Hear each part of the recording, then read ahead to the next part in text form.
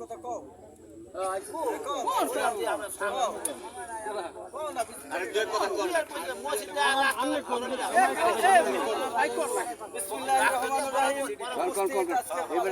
সংগ্রামী জনতা, সংগ্রামী সভাপতি সাহেব, সংগ্রামী এই এলাকা এলাকার মুরব্বীগণ, ছাত্র ভাইয়েরা, যুবক ভাইয়েরা, শ্রমিক ভাইয়েরা, কৃষক ভাইয়েরা ও আমার দেশের শ্রমিকেরা সকলেই যাদের উচিলা করে মনে করেন আমি এই ওয়ার্ডের মেম্বার বানিয়েছিলাম, সেই তাদেরকে উচিলা করে এই ওয়ার্ডের সকলকে আমার সংগ্রামী সালাম জানিয়ে আসসালামু আলাইকুম। আমি বঙ্গবন্ধু শেখ মুজিবুর রহমানের ঐতিহাসিক বাংলাদেশ, আপনারা জানেন, সকলেই জানেন যে বাংলাদেশে যদি মুজিব না জন্ম হতো এই বাংলা নাও হতে পারতো এক সময়। আপনারা জানেন এদেশে 1971 সালে স্বাধীন করেছিল বঙ্গবন্ধু শেখ মুজিবুর রহমান সাহেব। সেই বঙ্গবন্ধুর নেতৃত্বে 7.5 কোটি বাঙালি ঝাঁপিয়ে পড়েছিলাম। তেমনিভাবে আজ 15ই আগস্ট ঘাতক দালালরা সেই বঙ্গবন্ধুকে হত্যা করে আমাদেরকে বিচ্ছিন্ন করে দিয়েছিল। এই আওয়ামী লীগ, বাংলাদেশের আওয়ামী লীগ কোনোদিনই ডেবে থাকে না এবং জীবিত থাকে ইনশাআল্লাহ। কিছুদিনের মধ্যেই সেই আওয়ামী লীগ জাগ্রত হয়ে আবার বাংলাদেশে জননেত্রী শেখ হাসিনাকে, ওই শেখ মুজিবের কন্যাকে আবার 96-তে তারা নির্বাচিত করে, বাংলার জনগণ নির্বাচিত করে প্রধানমন্ত্রী বানিয়েছিলেন। সেই প্রধানমন্ত্রী হয়েছিলেন, তারপর নির্বাচনে পালাবদল হয়ে আবার 2008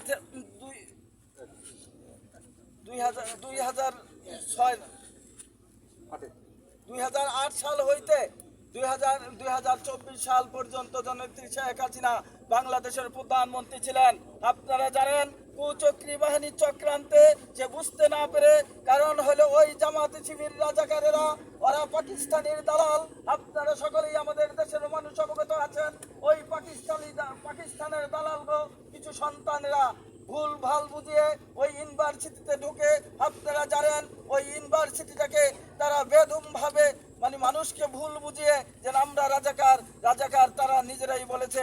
আমাদের নেত্রী কোনোদিনই ওই রাজাকার শব্দ বলতে চাননি। তিনি বলেছেন এদেশের মুক্তিযোদ্ধা যারা সংগ্রাম করে এই দেশকে চ্যালেঞ্জের মাধ্যমে, যাদের জীবন আত্মত্যাগের মাধ্যমে, আপনারা জানেন 30 লক্ষ শহীদের বিনিময়ে এই দেশ কিন্তু বাংলাদেশ ওই পাকিস্তানের হানাদার বাহিনীর সাথে আমরা যুদ্ধ করে, সকলেই জানেন এদেশের 7.5 কোটি বাঙালি সকলেই জীবন দিতে চেয়েছিলেন।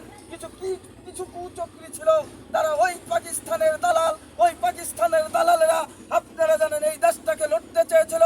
তারা ওই ইসলামের নামে বদনামি করে, সকলেই জানেন তারা আমাদের নবীকে পর্যন্ত মানে না, নবীর জন্মদিনকে মানে না, তারা মৃত্যুদিনকে মানে না, তারা ঈদ মিলাদুন নবী করে না, এইটাও আপনারা জানেন। ওই চক্রান্ত বাহিনীরা আবার 15ই আগস্ট, 5ই আগস্ট শেখ হাসিনাকে যে কোনোভাবে ক্ষমতাচ্যুত করে সেই দেশ থেকে যখন দেখলো আবু সাইদের মতন লোক হত্যা হয়ে গিয়েছে, 5 থেকে গুলি করে তাকে মারা হয়েছে, ওই আবু সাইদ পুলিশের গুলিতে মরে নাই, তারাও বলে আমরা জানতে পেরেছি শিবিরের ক্যাডার, ওই শিবিরের লোকজনেরাই 5 থেকে গুলি করে মানুষগুলিকে মারবে। এই চিন্তা ভাবনা করে আমার নেত্রী জননেত্রী শেখ হাসিনা চিন্তা করলো বাংলার মানুষ, বাংলার পোলাপান ওরা বুঝুক বা না বুঝুক, আমার তো বুঝার মতো জ্ঞান আছে, বুদ্ধি আছে, মেধা আছে। আমি এই বাংলার জনগণকে কোনোদিন মারতে পারি না এবং মারার পথে নিতে পারি না, মৃত্যুর পথে ঠেলে দিতে পারি না। আমি চলে যাওয়াই ভালো। তবু এই দেশের ছেলেরা বুঝতে পারুক যে আমার নেত্রী আমাদের ভালোবাসায়, আমাদের সকল কিছুর ভালোবাসায়, এই দেশের ভালোবাসায়, দেশের মায়ায় বাংলাদেশটাকে ভালোবাসে। সে বাংলাদেশের কোনো সন্তান যেন ক্ষয়ক্ষতি না হয় সেজন্য সে চলে গেছে। ইনশাআল্লাহ আপনারা দেখতে পেরেছেন মানুষের ভুল মানুষই বুঝতে পারে। তখন 18 ঘন্টার মধ্যে আবার শেখ হাসিনার জন্য জয়ের মালা নিয়ে বাংলার মানুষ আবার জেগে উঠেছে, সকল জনগণ জেগে উঠেছে যে বাংলাদেশে একমাত্র জননেত্রী শেখ হাসিনার প্রয়োজন। শেখ হাসিনার ছাড়া আমাদের দেশ মডেল টাউন হিসেবে গড়িতে পারবে না এবং বিশ্বের সাথে তাল মিলিয়ে সে বলেছে 41 সালের মধ্যে উন্নত দেশে পরিণত করবে। সেই উন্নত দেশে পরিণত করতে হলে একমাত্র নেত্রী শেখ হাসিনাকেই দরকার। শেখ হাসিনার ছাড়া কারো পক্ষে এই দেশ শাসন করা সম্ভব হতে পারে না। কারণ জানেন 15ই আগস্ট যারা ক্ষমতায় এসেছিল রক্তের বন্যা বসাইয়া দিয়ে ক্ষমতায় আসবে চিন্তা ভাবনা ছিল, তাই আমার নেত্রী সেই রক্তের বন্যা বসতে দেয় নাই, সেই রক্তের বন্যা করতে দেয় নাই, তাদের ক্ষমতা ছেড়ে দিয়ে এই দেশ পদত্যাগ করেননি। তিনি বলেছেন সাময়িক সময়ের জন্য তিনি ওই বিদেশে চলে গেছেন। আবার আপনারা যেহেতু চাইতেছেন ইনশাআল্লাহ এই বাংলার মাটিতে শেখ হাসিনা আসবে, বাংলার মাটির প্রধানমন্ত্রী হবে, আপনাদের ভালোবাসা পাবে, আপনাদেরকে ভালোবাসা দিবে ইনশাআল্লাহ। শেখ হাসিনা বলেছে যার তাই কিছুই থাক না কেন ওইটা লগি নিয়ে ওই ঢাকার শহরে যেদিন ডাক দিবে ওই ঢাকার মাটি কোনো জায়গায় ফাঁকা থাকবে না।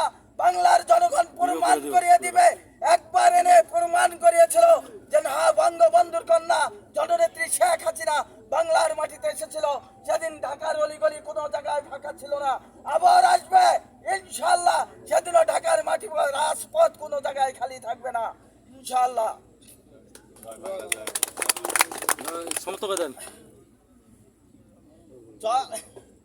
বঙ্গবন্ধুকে স্মরণ করে আমরা যেহেতু জাতি সকল সময় বিশ্বাস করি যে এই বঙ্গবন্ধুর কন্যাই আমাদের আগলিয়ে রাখতে পারবে এবং আগলিয়ে রাখবে। আগামী দিনে নির্বাচন আসতে পারে বা যেই ডাক আসে আওয়ামী লীগের পক্ষ থেকে, বঙ্গবন্ধুর কন্যার পক্ষ থেকে যেই ডাক আসে ইনশাআল্লাহ দুই হাত উঠিয়ে আমরা দেখাবো আমরা কি সব ডাকে সাড়া দিতে পারবো কি পারবো না।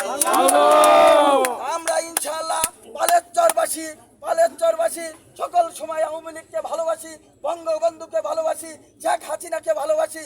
তাই শেখ হাসিনার নেতৃত্বে আমরা ঐক্যবদ্ধভাবে জয় বাংলা স্লোগান দিয়ে জয় বাংলা, জয় বঙ্গবন্ধু, জয় হোক দেশের মেহনতি মানুষ, শেখ হাসিনা আবার দেশে ফিরে আসুক।